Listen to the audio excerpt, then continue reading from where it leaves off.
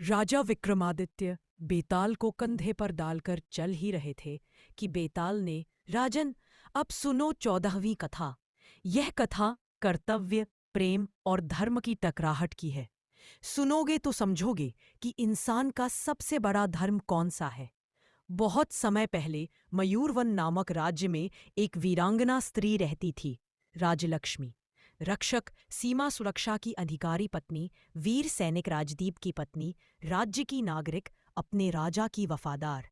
एक दिन सूचना मिली, दुश्मन सेना ने अचानक राज्य पर हमला कर दिया है।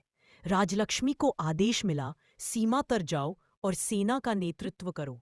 उसी समय एक और संदेश आया। उसके पति राजदीप, जो उत्तर सीमा पर तैनात थे, वह दुश्मनों से लड़ते हुए लापता हो गए हैं।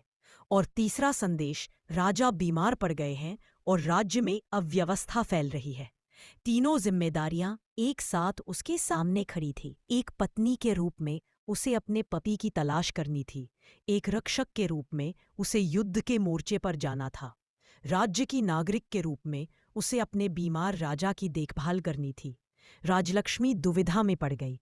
पहला मार्ग पति को बचाने जाना, दूसरा मार्ग सीमा की रक्षा करना, तीसरा मार्ग बीमार राजा की सेवा करना। राजलक्ष्मी ने कुछ पल सोचा और एक निर्णय लिया।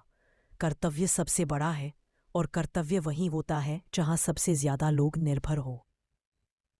वह सीधे युद्ध के मैदान की ओर भागी। राजलक्ष्मी के नेतृत्व में सेना ने दुश्मनों को पीछे धकेला। युद्ध बेहद कठिन था।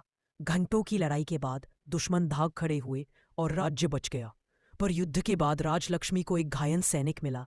वह कोई और नहीं, उसका पति राजदीप था। वह बोला, अगर तुम मेरी खोज में आती तो शायद राज्य आज हार जाता।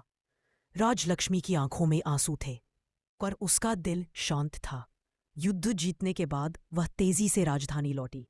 उसका साहस देखकर राजा की हालत भी सुधर गई। डॉक्टर बोले, रानी की जीत की खबर सुनकर ही राजा में जान लौट आई है। राजलक्ष्मी ने तीनों जिम्मेदारियां निभाई। राजा बच गया, राज्य बच गया, पति भी बच गया।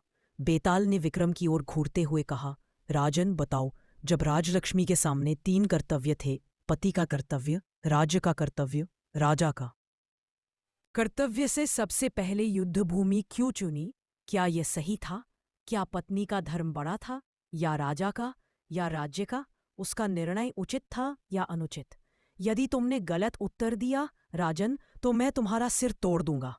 राजा विक्रमादित्य का उत्तर। विक्रम ने बिना सोचे बोले, हे बेताल, राजलक्ष्मी का निर्णय बिल्कुल सही था। कर्तव्य का माप यह है कि जहां सबसे